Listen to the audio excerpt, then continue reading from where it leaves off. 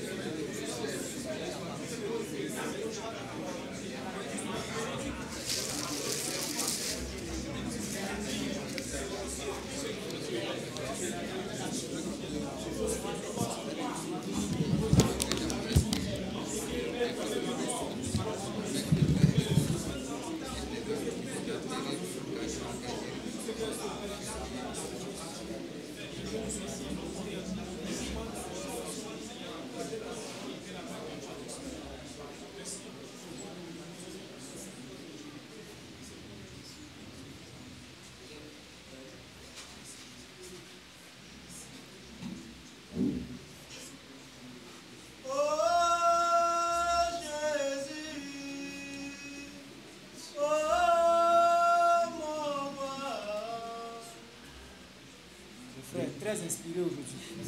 Frère Shalom, que le Seigneur te bénisse. Ta source d'inspiration, c'est quoi? Est-ce qu'on peut avoir le secret? C'est confidentiel. D'accord, d'accord. Alléluia! Voilà, sur ce, nous allons recevoir le prédicateur du jour. Alléluia.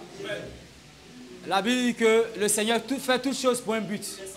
S'il a prévu que ce soit ce frère-là qui soit aujourd'hui désigné pour la prédication, c'est parce que ce qu'il a prévu nous dit est ce à quoi il a préparé le frère. Ce qu'il veut qu'on entende, c'est ce à quoi il a préparé le frère. Alléluia. Donc sur ce, nous allons recevoir le prédicateur du jour. On l'appelle communément le serviteur du Seigneur Jésus-Christ. C'est notre frère de l'assemblée d'Abobo. Il vient de très loin. Alléluia. Donc, nous allons l'accueillir de façon chaleureuse, avec des acclamations, avec des cris de joie. Sur ce, nous recevons notre frère, le prédicateur du jour, le frère Félix. Alléluia! Alléluia!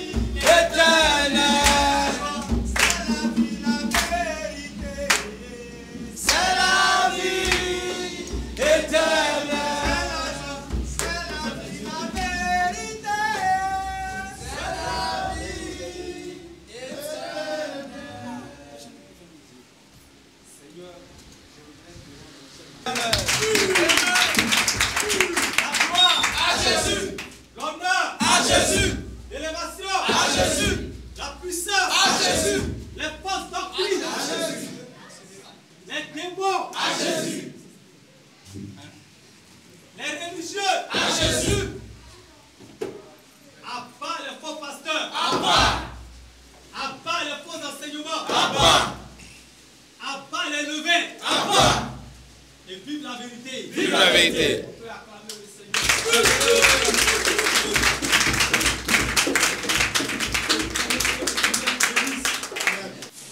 Qu'est-ce que c'est qu'un sacerdoce? Pour qu'on puisse voir au moins la spécificité de ce que c'est que le sacerdoce. Donc, sacerdoce, c'est pas si quelqu'un a un dictionnaire là-bas, on va lire la définition du mot sacerdoce. Et on saura de quoi Dieu parle lorsqu'il dit fais approcher Aaron, les Lévites, et puis tu laisses Aaron et ses enfants dans le sacerdoce. On va savoir de quoi Dieu parle. Donc, ici, en définition, moi j'ai mis... Sacerdoce. Merci frère. Définition de sacerdoce. Oui. Ministère. Oui. De ceux qui avaient le pouvoir d'offrir à Dieu des victimes pour le sacrifice. Ça c'est clair. Ça c'est clair. C'est-à-dire que le sacerdoce, c'est ceux qui ont le pouvoir d'offrir des sacrifices à Dieu. À terre, c'est-à-dire que moi j'ai un sacrifice à faire à Dieu. Je ne peux pas le faire. C'est vrai que c'est moi je veux le faire, mais moi je ne peux pas le faire. Il y a quelqu'un qui est habilité, à qui je dois remettre ça, pour dire, ah, j'ai fait telle chose, moi je veux que Dieu me pardonne. Donc je veux lui offrir un sacrifice. Donc c'est à cette personne que je remets le sacrifice, et puis il va donner ça à Dieu de ma part. Et c'est une seule personne qui est habilitée à faire ça. C'est une seule personne qui est habilitée à faire ça. Ce n'est pas tout le monde. Donc, tout le monde ne peut pas être dans le sacerdoce. Voilà pourquoi lorsqu'on va lire Exode 28, le verset 1 à 4, vous allez voir que tout le peuple est sacrificateur, mais Dieu va distinguer un boï bien spécifique. Pas n'importe quel boï. Ce dernier est quitté dans une tribu. Mais Dieu ne prend pas tout le monde dans la tribu. Il prend ce dernier seul et ses enfants. Vas-y frère. Exode 28, verset 1 à 4. Oui. Fais approcher de toi. Oui. Aaron. Oui. Ton frère et ses fils. Oui. Et prends-les pour les enfants d'Israël, pour les sacrifices à mon service dans le sacerdoce. Non. Il y a un mot qui a sorti. Vas-y, il y a un mot qui ne sort pas bien. Fais approcher de toi. Pour les... Aaron. Oui. Ton frère. Oui. Et ses fils. Oui. Et prends-les parmi les enfants d'Israël. Oui. Pour les sacrifices à mon service dans le sacerdoce. Pour les établir, pour les sacrifices. Et prends-les parmi les enfants d'Israël. Oui. Pour les consacrer à mon service dans le sacerdoce. C'est le mot là que je cherchais. Pour les consacrer à mon service dans le sacerdoce. Donc Dieu, le peuple d'Israël, Dieu prend une tribu. Dans cette tribu, il choisit un homme et sa famille. Et puis il les fait sortir de là. Et puis il dit, toi et tes enfants là, c'est vous qui êtes chargés de récupérer tout ce qui est sacrifice et de me présenter cela. Sinon, si quelqu'un d'autre, quelle que soit la beauté de ton offrande, de ton animal, il sacrifie ça lui-même, moi je ne prends pas. Moi je n'accepte pas ça. Quelles que soient les lamentations, la pitié qu'il va faire, quelle que soit la manière la plus belle qu'il va faire, l'éloquence qu'il va utiliser, moi Dieu, je m'en fous de ça. Parce que j'ai établi un chemin bien précis, un schéma clair. Et Dieu prend soin de détailler ce qu'il veut. Bien-aimé, on n'adore pas Dieu. On n'adore pas Dieu comme on veut. On adore Dieu comme lui, il veut. C'est ça le chrétien. Or, le religieux, il adore Dieu selon sa propre pensée. C'est-à-dire que pour lui, si je fais pitié, Dieu va avoir pitié de moi. Pour lui, si je donne beaucoup d'argent, Dieu va avoir pitié de moi. Pour lui, si je me comporte bien, je n'écrase pas les mouches, Dieu va avoir pitié de... Mais j'ai demandé à un monsieur un jour, je lui ai dit, monsieur, quand vous lisez la Bible, est-ce qu'il y a un verset qui dit Dieu est le Dieu des pitiés, de ceux qui font pitié? Ou bien Dieu est un Dieu de pitié? Il me dit non, mais on dit il est miséricorde. Il dit, mais est-ce que tu comprends français? Toi, tu as bac plus 10. Normalement, miséricorde, tu dois m'expliquer. Est-ce que pitié et puis miséricorde, c'est la même chose? On confond les deux. Voilà pourquoi il y en a qui aiment se flageller, s'auto-flageller, se faire comme s'il faut pitié. Dieu, il s'en fout de ça. Il a établi un chemin pour que lui puisse te regarder comme quelqu'un qui peut recevoir. Vous voyez, même dans le monde, il y a des maquis, il y a des bars où certains habillements ne rentrent pas là-bas. Même si tu as l'argent comment. Il faut rentrer là-bas comme tu veux. Ils vont te faire sortir comme poisson pourri. Oh, là-bas, il n'y a pas Dieu là-bas. Hein. Mais eux, ils ont ce qu'ils appellent leur règlement intérieur. Si tu ne respectes pas ça, tu n'entres pas. Oh, Dieu, il est le chef des règlements intérieurs. Il dit, moi, pour pardonner le péché de quelqu'un, voilà comment ça doit se faire. Il a dit quoi au verset de Nombre, chapitre 3, au verset 10, il a dit quoi? Verset 10. Oui. Il dit si. Nombre 3. Nombre 3, 10. Il dit, il parle des étrangers. Écoutez verset bien. 10. Oui. Tu établiras Aaron oui. et ses fils, voilà, pour qu'ils observent les fonctions de leur sacerdoce. Oui. Et l'étranger qui s'approchera sera puni de mort. Vous comprenez, non? Donc, s'il y a quelqu'un qui dit, moi je suis lévite, mais il n'est pas enfant d'Aaron, mais il est lévite. Bon, je prends l'exemple même, le plus simple, le fils de Moïse, Gershom. Voilà, son premier fils s'appelle Gershom. Gershom dit, non, mon père, il parle face à face à un Dieu. Il a dit quoi ici? Moi, mon père, là, il nous cause un Dieu fafa. Toi, tu as dit quoi? Et puis, il va prendre le sacrifice de quelqu'un. Et puis, il va entrer. Mais s'il veut, il n'a qu'à se sanctifier comme il veut, il n'a qu'à faire les rituels. Si les garçons qui est rentré, qui est sorti vivant, c'est que l'Éternel n'est pas l'Éternel. C'est qu'il n'est pas l'Éternel. Regardez très bien. Faites attention quand vous lisez la Bible. Ceux même qui sont établis dans le sacerdoce, là, quand ils font erreur, là, il faut lire nombre 3, là. Il faut commencer au verset 1. Verset 1, verset 2. Vous allez voir quelque chose. Voici la postérité d'Aaron et de Moïse. Oui. Quand vous l'Éternel parla à Moïse, voilà, sur la montagne de Sinaï. C'est ça même. Voici le nom des fils d'Aaron, Nadab, le premier-né, Abihu, Éléazar et Théma. Ce sont là les noms des fils d'Aaron qui ont reçu l'onction comme sacrificateurs et qui furent consacrés pour l'exercice du sacerdoce. Attends, stop là. Vous voyez, non? Ça, c'est ceux-là qui ont reçu le sacrifice. C'est-à-dire qu'on les a consacrés. C'est-à-dire que tout ce qu'on doit faire comme pour que Dieu les agrée là, on a fait ça et puis Dieu a dit Amen. Dieu dit je suis avec vous. Mais regardez au verset 4 ce qu'ils ont fait. Verset 4. Écoutez bien. Nadab et Abihu moururent devant l'Éternel. Lorsqu'ils apportèrent devant l'Éternel du feu étranger. Dans le désert du feu étranger. Attends, Abihu n'était pas consacré? Mais il meurt pourquoi? Il est consacré. Dieu l'a agréé devant tout le monde. Parce que quand vous lisez bien, quand on est en train de oindre Aaron et ses enfants, ça s'est fait devant le peuple. Et puis Dieu a dit Amen lui-même.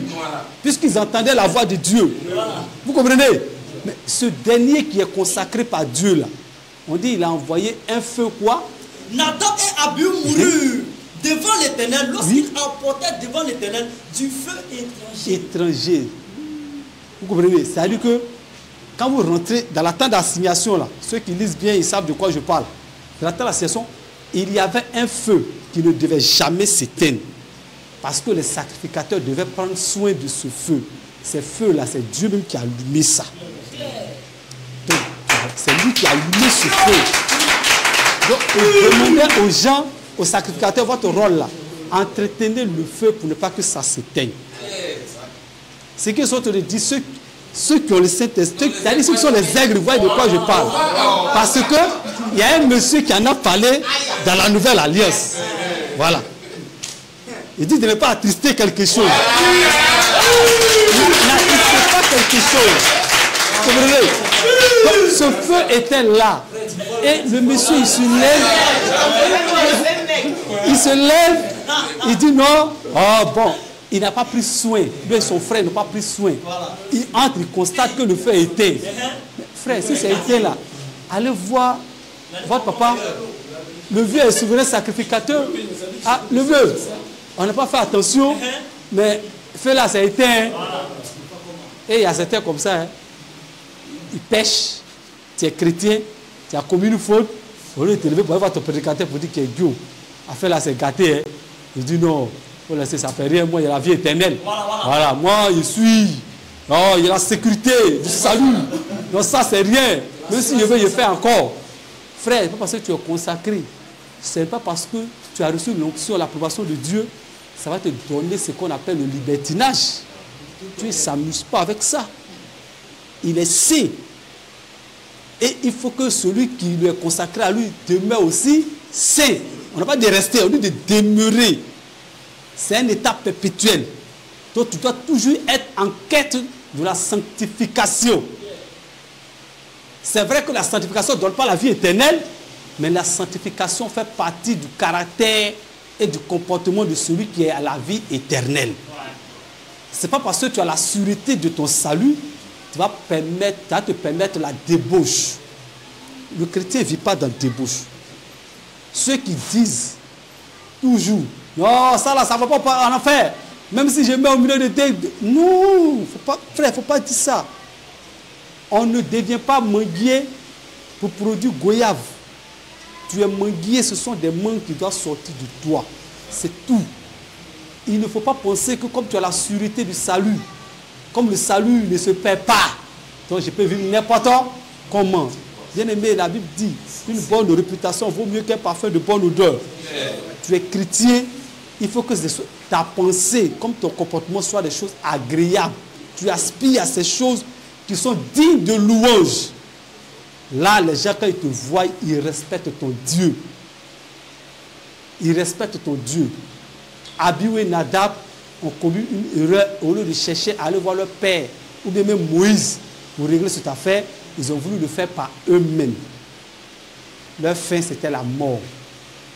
Dieu peut te donner la mort. Il n'a pas dit que ce n'est pas sauvé, mais tu vas mourir, il n'y a pas de problème. La mort, il y a plusieurs façons. Galère de 20 ans peut te frapper. Tu peux être humilié. Je vous ai dit, il y a des humiliations dans la famille qui font plus mal que Galère lui-même. On peut t'humilier, ne pas te considérer. C'est vrai qu'au dehors, tu dis j'ai la sûreté, mais tu es triste à l'intérieur. Parce que nous sommes sur la terre, nous vivons en société. Et il faut que notre esprit aussi soit apaisé. Quand on voit les autres, on ne les envie pas. Hébreux 12, verset 6. Merci frère. Car le Seigneur châtie celui qu'il aime et il frappe de la veine tous ceux qui le reconnaissent pour ses fils. Ah. Vous voyez, donc nous qui sommes consacrés à Dieu, nous avons reçu l'onction comme Abihu et Nadab, faisons très attention à notre manière d'agir. Parce qu'il ne va pas jouer à nous. Les autres là, ils sont déjà pour le feu de l'enfer. Voilà. Donc s'ils font des trucs, Dieu peut les laisser prospérer dans leur méchanceté. Voilà. Parce qu'à la fin du match, ils vont se retrouver où? De l'autre côté. Voilà. Ils vont se retrouver en enfer. Mais nous, en tant qu'enfants de Dieu, nous devons être exemplaires dans toute notre conduite. 1 Pierre 2, versets 11 à 12. Ah, merci frère. Bien-aimés, je vous exhorte, comme étrangers et voyageurs sur la terre, oui, à vous abstenir des convoitises charnelles, oui, qui font la guerre à l'âme. Yes. Ayez au milieu des païens, oui, une bonne conduite, oui, afin que, là même où ils vous calomnient, voilà, comme si vous étiez des malfaiteurs, ils remarquent vos bonnes œuvres et glorifient Dieu au jour où il les visitera. Amen. Vous voyez, donc ce verset, il n'a pas besoin de commentaire. Un chrétien doit savoir se comporter en public. Si on te fait des injustices parce que tu es chrétien, bénis le Seigneur. Mais si on te fait des injustices parce que toi-même là, tu t'es mal comporté, répands-toi. C'est encore mieux. Amen. Amen. Que le Seigneur nous bénisse. Nous allons continuer. Ici, en petit 1, à quoi consistait le sacerdoce lévitique? On a déjà ouvert un peu la brèche, mais on va encore approfondir. Ça consistait à quoi? Parce que Dieu a pris le peuple d'Israël, dans le peuple d'Israël qui est 12 tribus, il a choisi une tribu, et dans cette tribu, il a choisi une famille. Mais eux faisaient quoi concrètement? Pourquoi c'est eux qui sont dans le sacerdoce? Donc, on va voir dans Lévitique 1, verset 1 à 5. Lévitique 1, verset 1 à 5. Oui. L'Éternel appela Moïse Oui. de la tente d'assignation. Oui. Il lui parla et dit, Oui. parle aux enfants d'Israël et dis-leur, lorsque quelqu'un d'entre vous fera une offrande à l'Éternel, il offrira du bétail, du gros ou du menu bétail. Si son offrande est un holocauste de gros bétail, il offrira un mâle sans défaut. Il l'offrira à l'entrée de la tente d'assignation devant l'Éternel pour obtenir sa faveur. Il posera sa main sur la tête de l'holocauste qui fera agréer à l'Éternel pour lui servir d'expiation. Il égorgera le veau devant l'Éternel et les sacrificateurs, fils d'Aaron, offriront le sang et le répandront tout autour sur l'autel qui est à l'entrée de la tente d'assignation. Point. Amen. Donc, nous voyons ici clairement que les Lévites qui étaient dans le sacerdoce, surtout la lignée d'Aaron, leur rôle, c'était de pardonner les péchés. Leur rôle, c'est de pardonner les péchés. Donc, en un mot, le sacerdoce dont il s'agit, le sacerdoce lévitique dont il s'agit, c'est du pardon du péché. Comment est-ce qu'on rachetait une âme qui avait fait du mal à Dieu, qui avait offensé Dieu? Et le pardon de ces péchés était soit individuel, soit collectif. C'est-à-dire que personnellement, si j'ai péché, que je reconnais que j'ai péché, j'ai commis une faute, je prends mon animal et je vais voir le sacrificateur. J'impose la main sur l'animal et je confesse tous mes péchés. Le sacrificateur prend l'animal, il doit entrer dans la tente d'assignation avec le sang de l'animal. On égorge l'animal, on recueille le sang et il entre et il va mettre ça sur l'autel.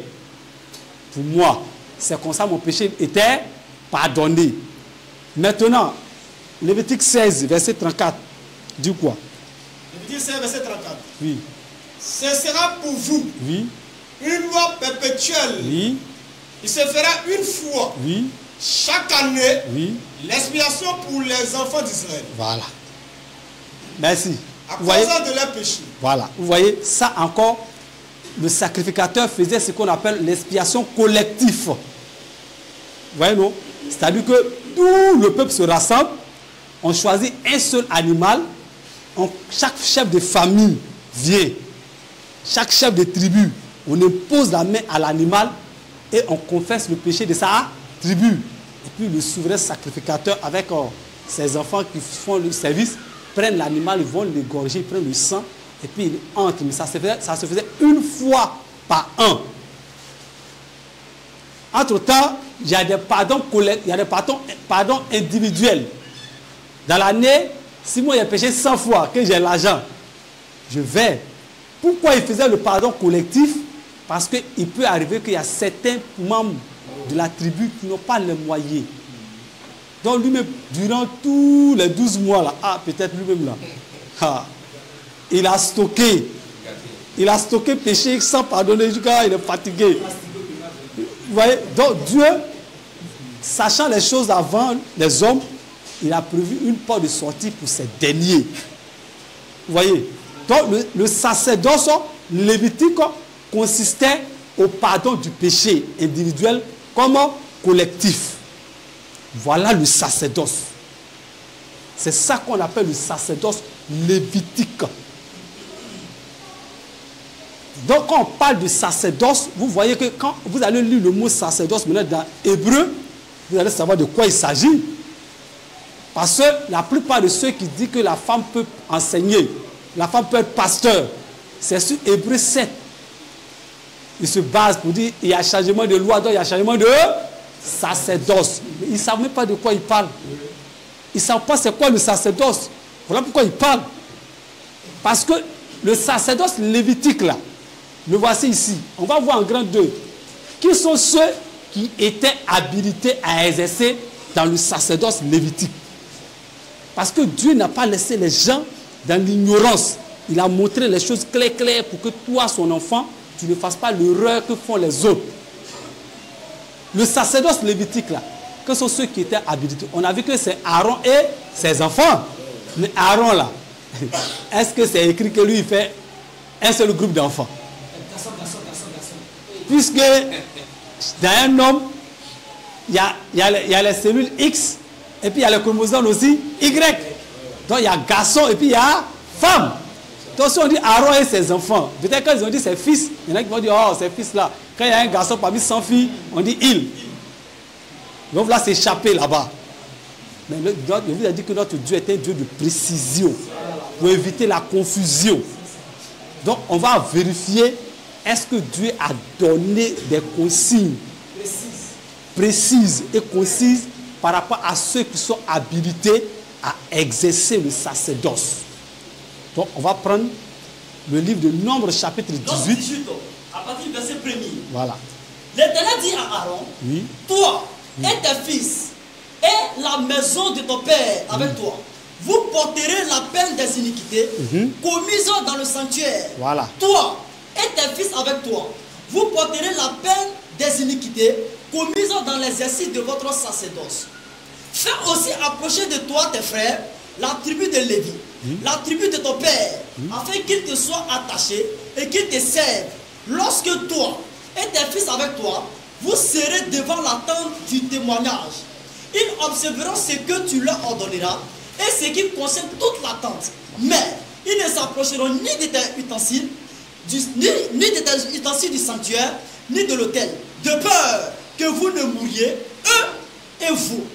Ils te seront attachés et ils observeront ce qui concerne la tente d'assignation pour tout le service de la tente.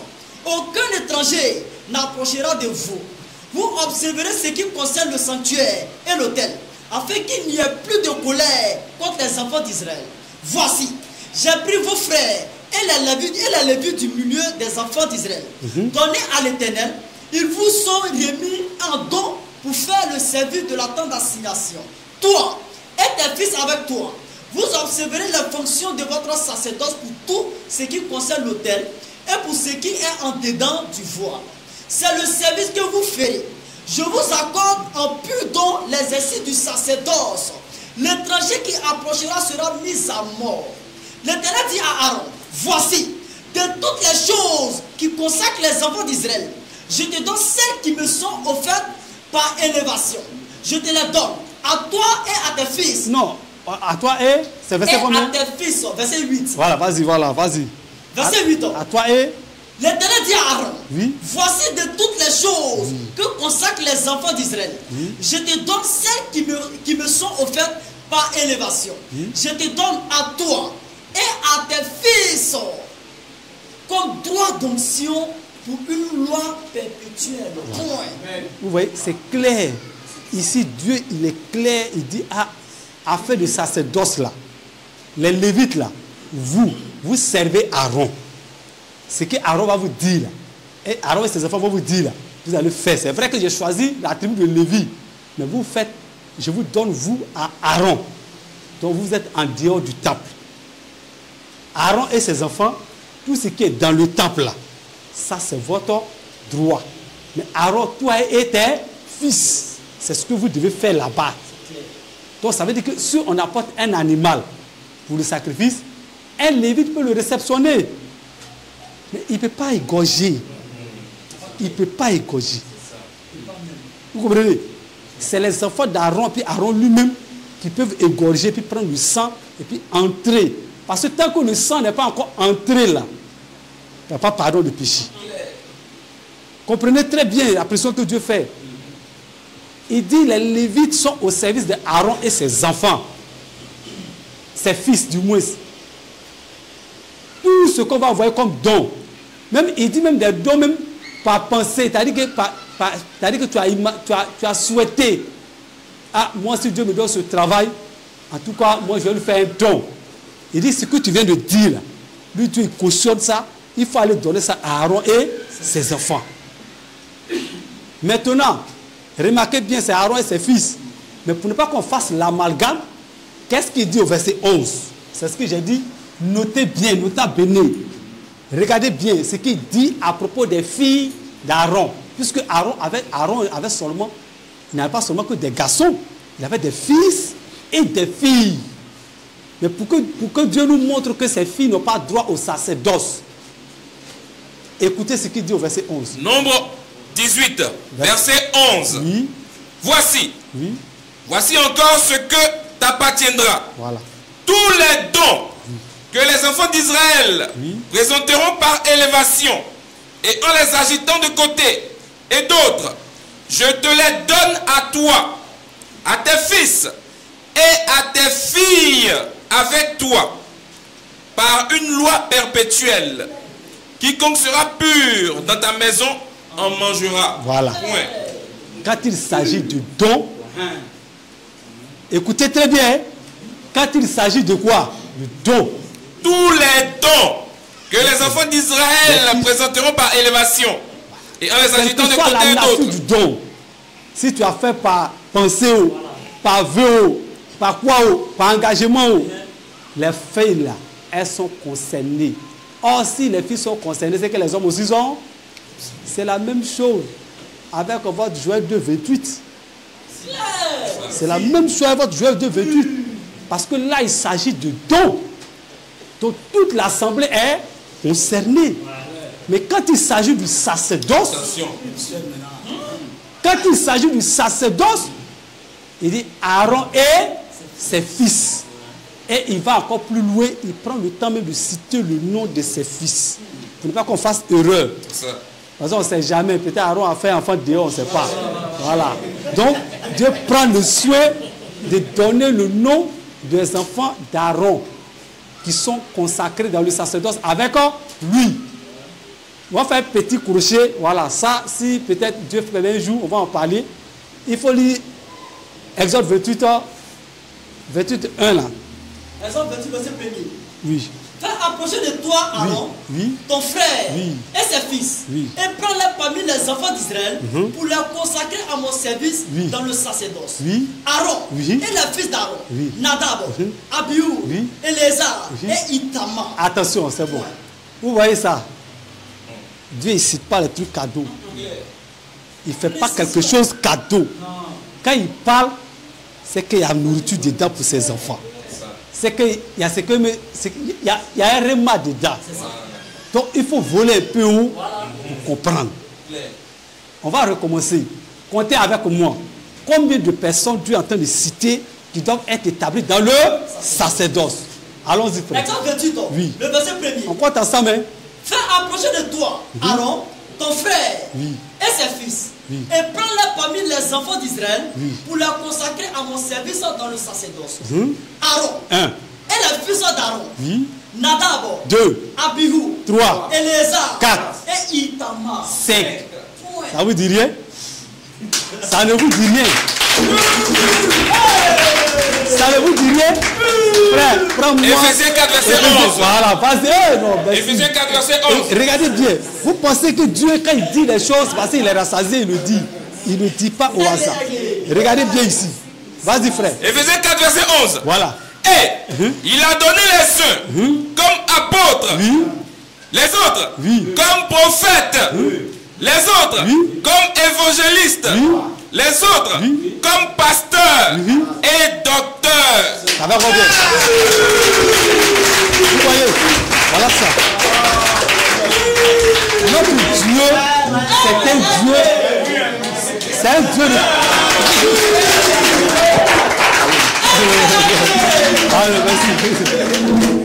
C'est un Dieu de concomitance. Il ne fait rien au hasard. Il dit sur le témoignage de 2 ou 3, tu tiendras quelque chose pour vrai. Il applique à lui-même.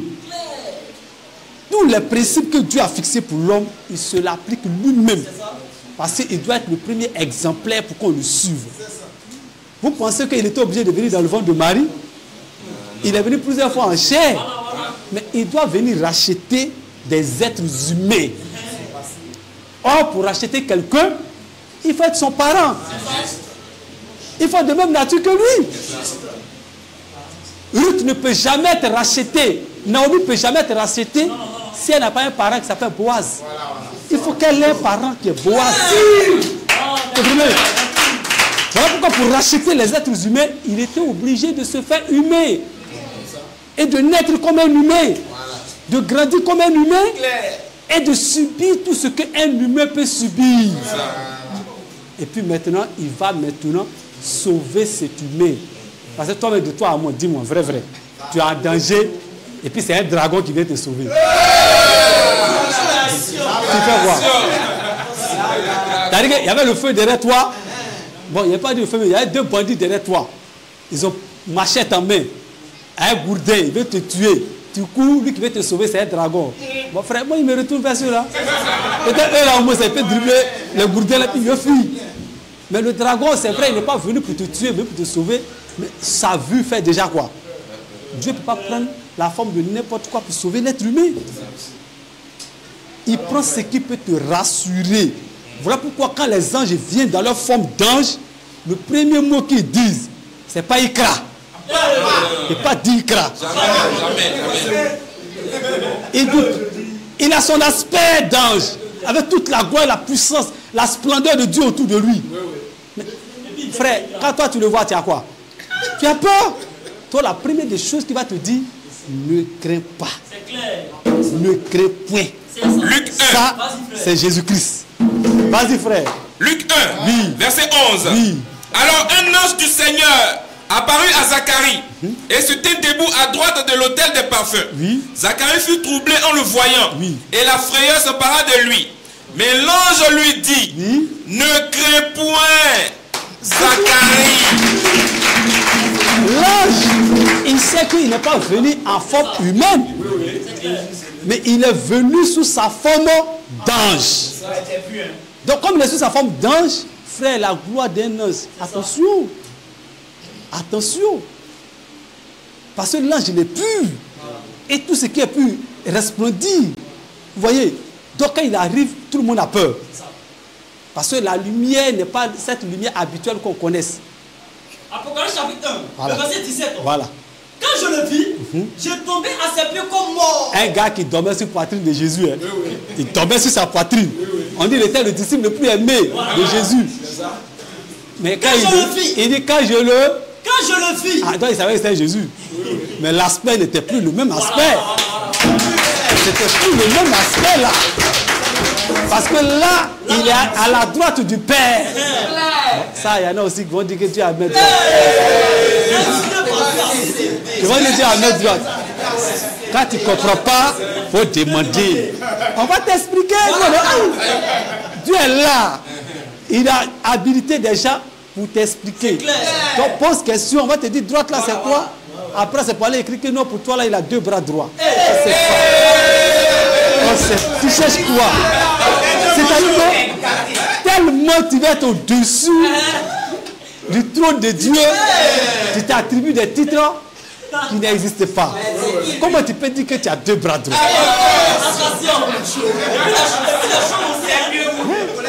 2 bras droits. Bon, ça là.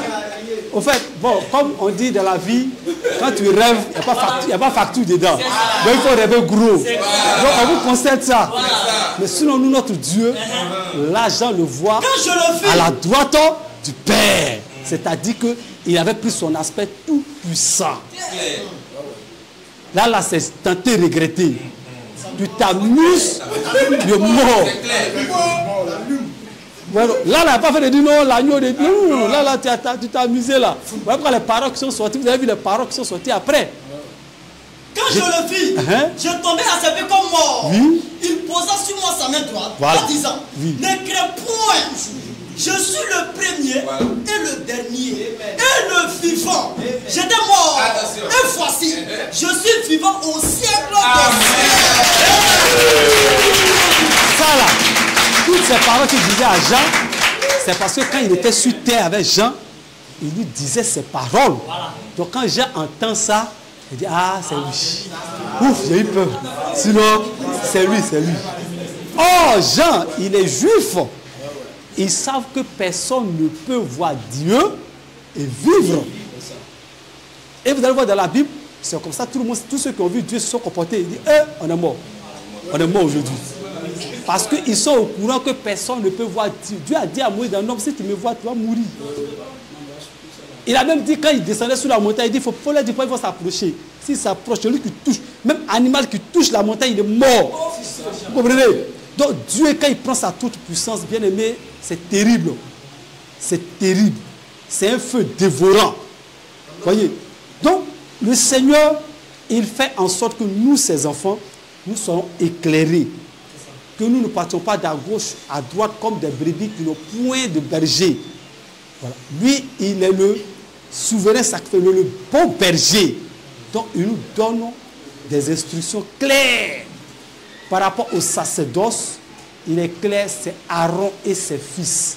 Les filles d'Aaron n'ont pas part au sacerdoce. C'est clair. Bien, mais si tu as compris cette petite étude, tu vas voir qu'il y a beaucoup de choses que tu vas comprendre. Quand tu vas lire Hébreux 7, lis-moi Hébreux 7 où on parle de sacerdoce là. Peut-être un jour on aura l'occasion d'en parler. Hébreux 7, voilà, Hébreux 7.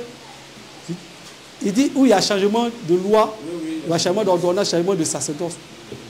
L'ordonnance qui avait été donnée au temps de Lévite, c'était que pour racheter l'âme de quelqu'un, il fallait faire quoi? Hébreux 7 à partir du verset 12. Oh, on veut changer cette ordonnance par la venue de Jésus. Donc il dit quoi, frère? Vas-y. Hébreux 7, verset 11 à 12.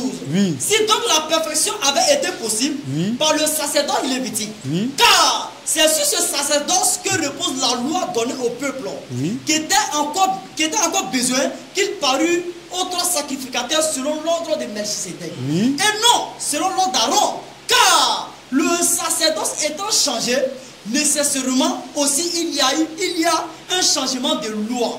En effet, celui de qui ces choses sont dites appartient à une autre tribu, dont aucun membre n'a fait le service de l'autel. Car il est notoire que notre Seigneur est sorti de Juda, tribu dont Moïse n'a rien dit, ce qui concerne le sacerdoce. Vous voyez? Donc là, si tu as compris ça, tu sais de quoi on parle là-bas. Non, c'est clair. Tu sais de quoi on parle. Car le sacerdoce lévitique concerne le pardon du péché. C'est ça. Et celui qui était à la tête du sacerdoce, on l'appelait comment? Souverain sacrificateur. Vous comprenez? C'est lui qui était chargé de présenter une fois par an le péché de toute la nation à Dieu. C'est lui qui était chargé. Or, ce souverain sacrificateur, il était nommé chaque année et il devait recommencer son rituel chaque année. Mais ici, dans Hébreu, là, on a un souverain sacrificateur selon l'ordre de Melchisédek. C'est qui? C'est qui? Pourquoi selon son ordre?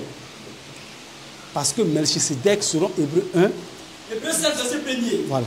En effet, ce Melchisédek, roi de Salem, sacrificateur du Dieu très haut, qui alla au devant d'Abraham lorsqu'il revenait de la défaite des rois qui le bénit, et à qui Abraham donna la dîme de tout, qui est d'abord roi de justice, d'après la signification de son nom, ensuite roi de Salem, c'est-à-dire roi de paix, qui est sans père, sans mère, sans généalogie, qui n'a ni commencement de jour, ni fin de vie, mais qui est rendu semblable au Fils de Dieu. Ce Melchisédek demeure sacrificateur à perpétuité. Est-ce que vous avez compris? Je vais vous expliquer terre à terre, on va comprendre. Voilà. Ça, c'est gros français. On dit Melchisédek, là, il n'a ni commencement de vie, ni fin de vie. Ça, c'est ce qu'on appelle la signification du mot éternel. Donc, il est éternel. Maintenant, si moi, je deviens sacrificateur, selon l'ordre de Melchisédek, puisque Melchisédek est éternel, et il a apparu à qui? À Abraham. Est-ce que Melchisédek il est mort?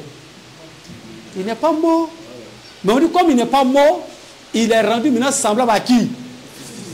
Ah, donc c'est Melchisédek qui est devenu fils de Dieu. Donc Melchisédek est devenu fils de Dieu. Ah, donc il est toujours quoi? Éternel. Il garde toute sa nature éternelle. Maintenant il vient et il devient souverain sacrificateur. Bon, lui là, quand il offre son sacrifice là, il doit le faire combien de fois?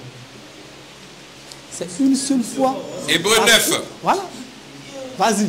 Hébreu 9, verset 11.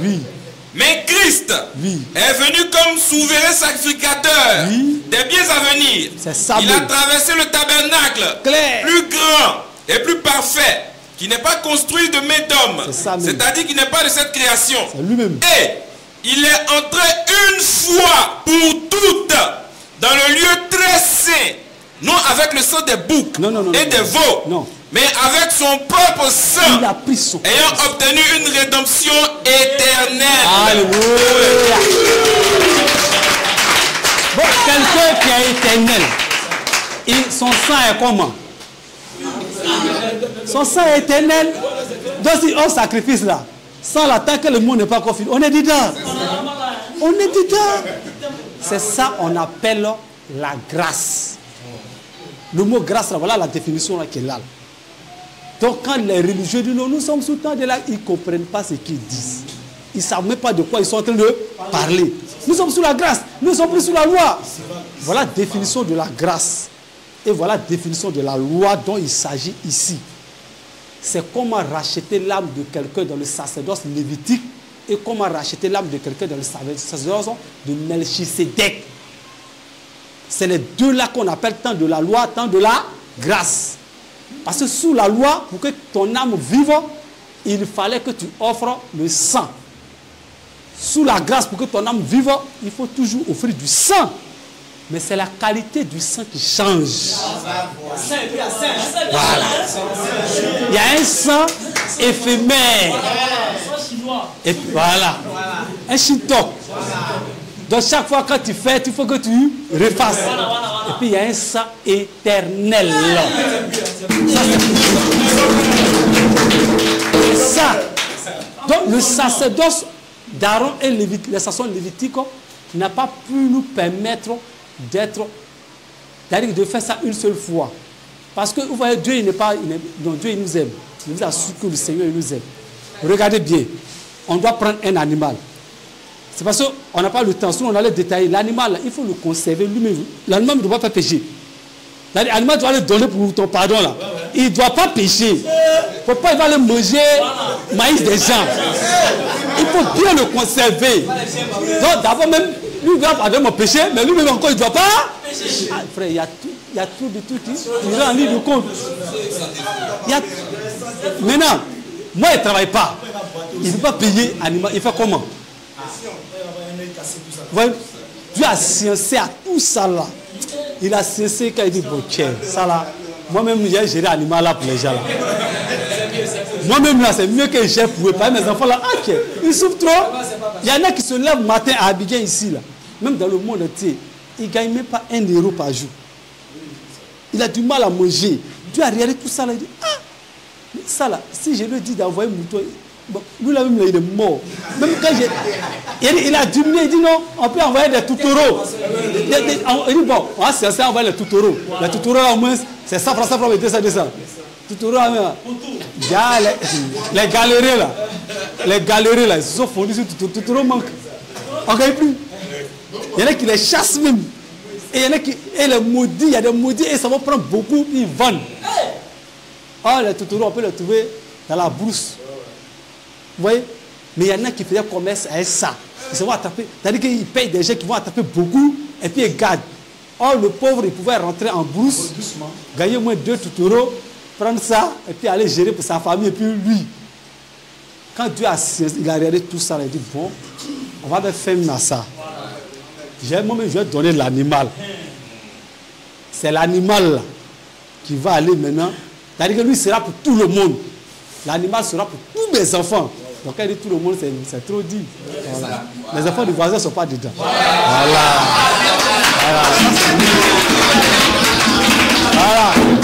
C'est-à-dire que les enfants du voisin, c'est qui est sûr, ils vont voir. Et ils vont regarder. Mais ça ne les concerne pas. C'est tout. Donc, Jean vient dans Jean 1, 29. Il dit, voilà l'animal là. Il dit, le lendemain, oui. Il vit Jésus, oui. venant à lui, oui. Et lui dit, voilà. Voici l'agneau de Dieu, oui. Qui ôte le péché du monde.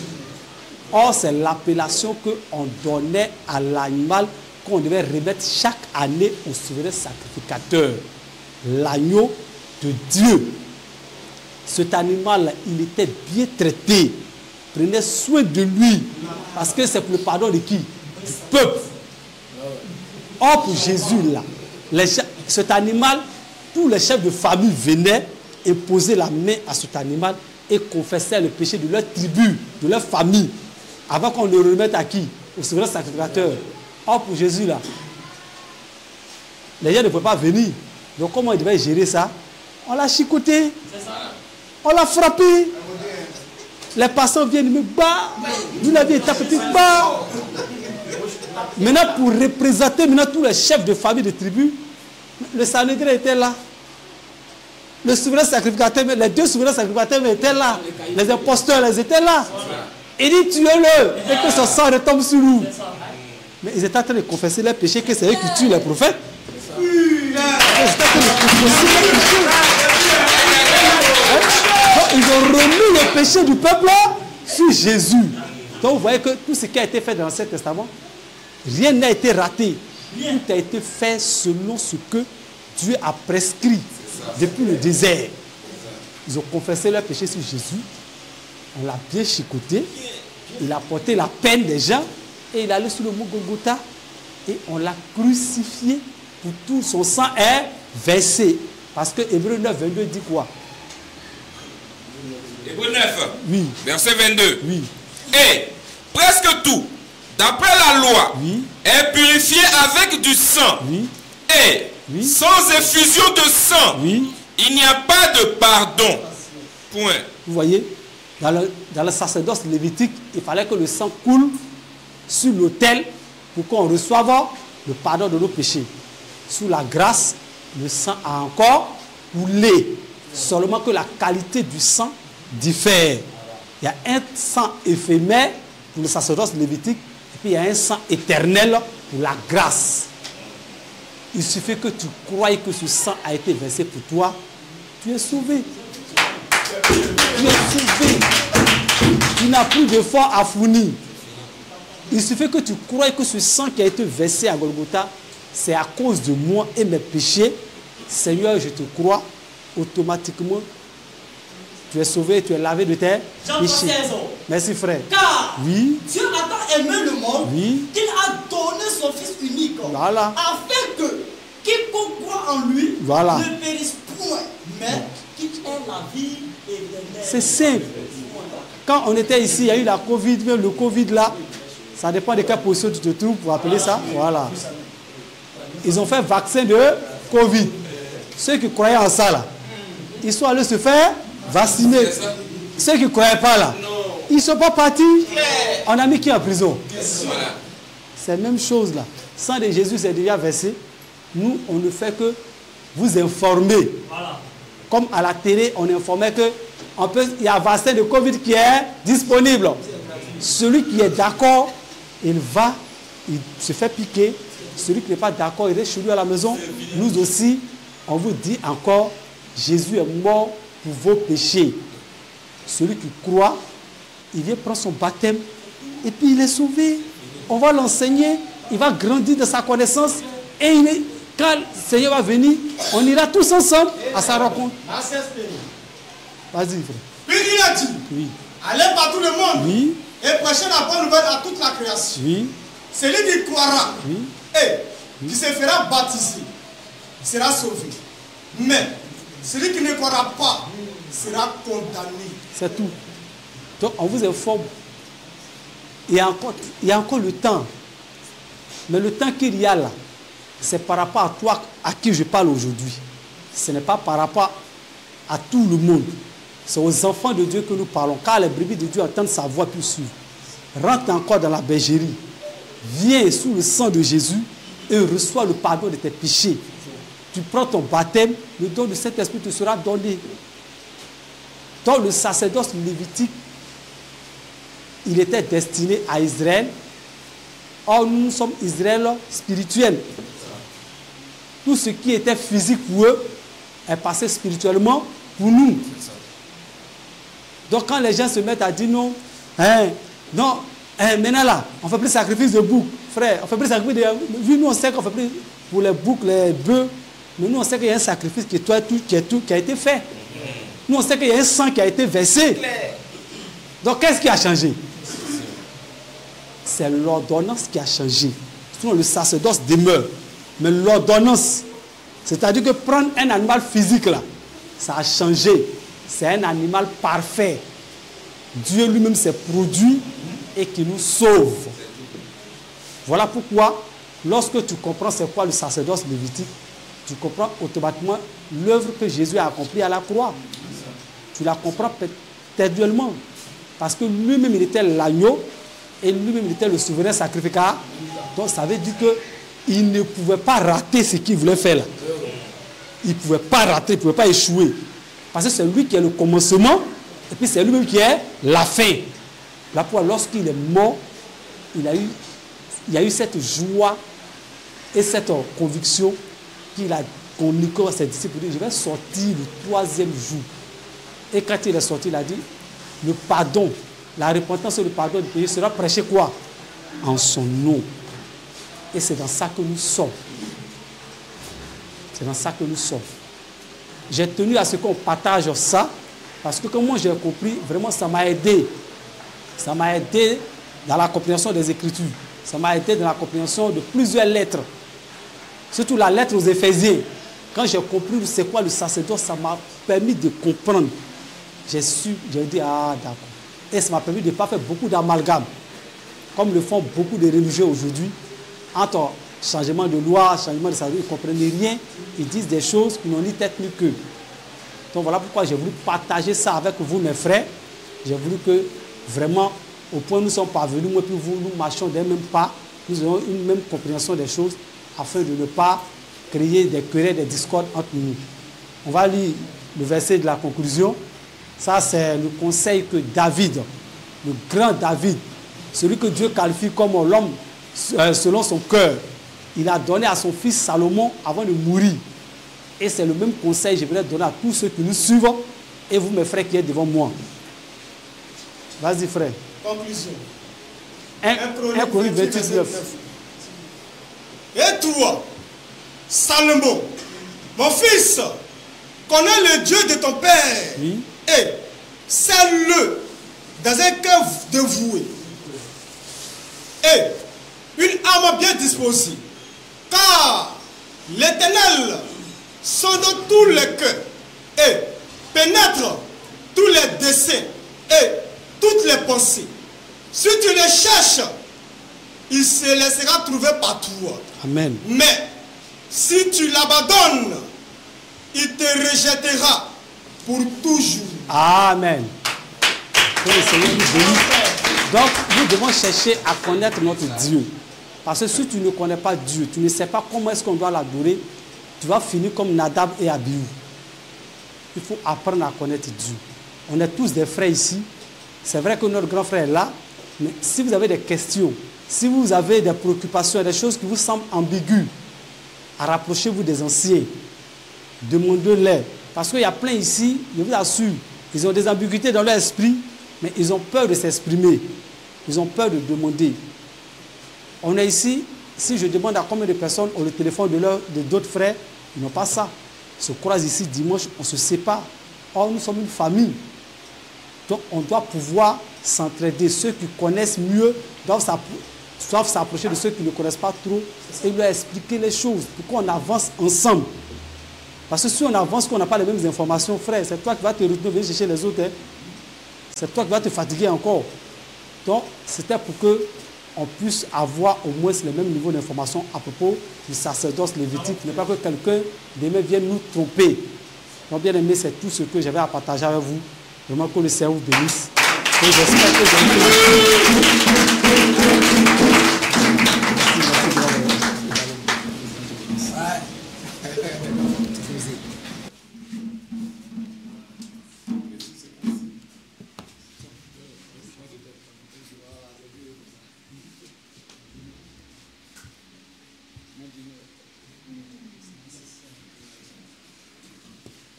Amen. On va acclamer encore le Seigneur. Ces paroles nourrissantes et enrichissantes. Amen. Nous allons prier le Seigneur. Le Seigneur a dit, vous êtes heureux si vous savez ces choses pourvu que vous les mettiez en pratique. Amen. On va prier le Seigneur. Que le Seigneur nous aide à retenir, à garder et à pratiquer tout ce qu'il nous a appris en ce matin. Amen. Amen. On prie le Seigneur afin qu'il en soit ainsi. Que le Seigneur nous aide.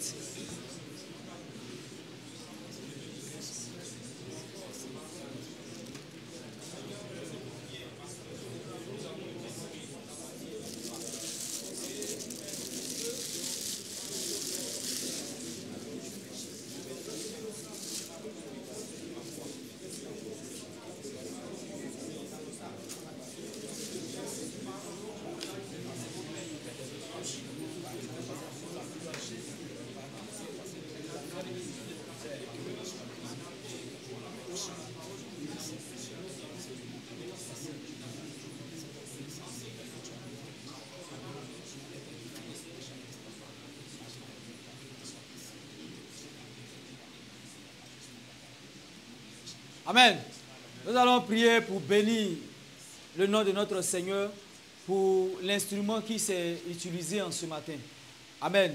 Priez pour qu'il bénisse cet instrument, pour qu'il qualifie davantage cet instrument et qu'il utilise encore cet instrument-là par sa grâce pour nous faire du bien. Alléluia. On prie le Seigneur afin que le Seigneur bénisse son canal, son serviteur.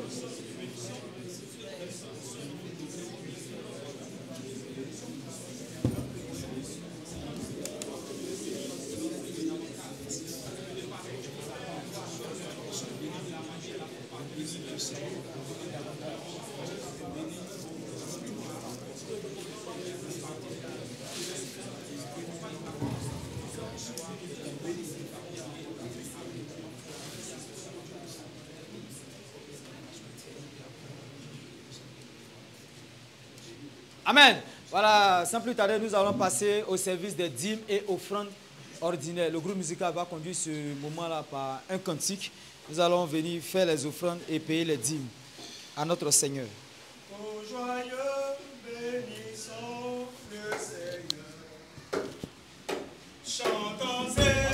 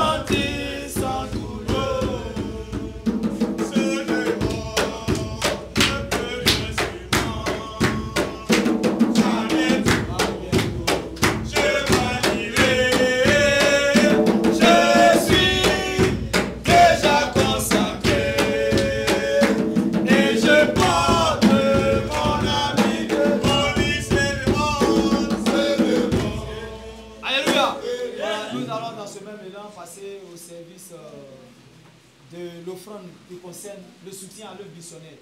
Amen. Voilà, nous avons commencé les séances d'évaluation en ligne et nous avons besoin de moyens parce que les frères et les sœurs, les frères qui se déplacent, souvent ils viennent tôt. Voilà, quand ils vont partir, il faut peut-être leur donner quelque chose, de l'eau à boire quand même. Quelqu'un va venir à midi jusqu'à 3h, à 23h minuit et puis tu le renvoies comme ça, c'est pas trop intéressant. On va faire cette offrande pour soutenir le missionnaire. S'il y a des besoins matériels, il y a des besoins au niveau des appareils, il y a des besoins au niveau aussi humain, physique, que ça peut combler, ça sera le bienvenu. Alléluia. Sur ce, on va s'élever, le groupe musical va conduire ce deuxième mouvement et on va venir faire les offrandes qui concernent le soutien à l'œuvre missionnaire. C'est de bon, ne peut rien sur moi, car bientôt je m'en irai. Je suis déjà consacré et je porte mon avis au lycée de mort. C'est de bon, ne peut rien sur moi,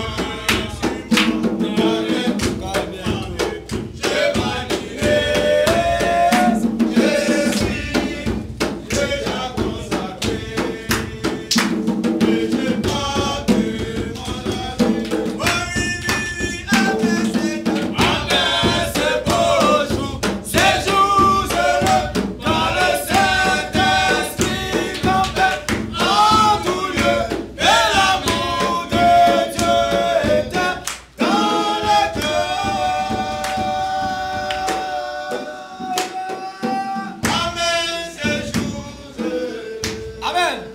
S'asseoir dans la présence de notre Dieu. Voilà, nous allons passer au service de la présentation des nouvelles personnes. Ceux ou celles qui sont là pour la toute première fois, parmi nous qui n'ont jamais fait culte avec nous, tenez-vous simplement debout. Présentation des nouvelles personnes. Amen. Si je vais lancer cet appel, ceux ou celles qui sont là, qui ont entendu la parole de Dieu, qui sont convaincus que ce qu'ils ont écouté, entendu, est la doctrine de notre Dieu, est la vérité de Dieu. Et qui étant convaincus de cela, veulent se faire baptiser. Parce que le Seigneur a dit que celui qui croit se fasse également baptiser. Ceux qui, après avoir cru en la parole, en la doctrine de Dieu, veulent se faire baptiser, tenez-vous simplement debout. Amen. On acclame très fort le Seigneur Jésus-Christ. Voilà, sur ce, je vais donner, avec la permission du frère Jean, les informations concernant le... Voilà, la première information, c'est que les évangélisations ont repris, mais pour le moment, ce sont les évangélisations qui se font en ligne. Amen. Ce sont des lives. Et ces lives-là se déroulent sur 3 jours dans la semaine, les lundis, les mercredis et les vendredis à partir de 19h. On demande au peuple de Dieu de rester à l'écoute, de rester connecté. Parce que ces moments-là sont des moments de propagation, de divulgation, d'étalage, de manifestation de la vérité. Alléluia. Voilà, il y a des frères qui sont dans le faux, qui sont dans les erreurs, dans le mensonge, dans les dogmes, dans les credos, que par ces moments-là, on aide, le Seigneur visite et éclaire, alléluia, édifie de par la vérité de Dieu, de par la parole de Dieu. Amen. Voilà, il faut aussi que le peuple de Dieu soit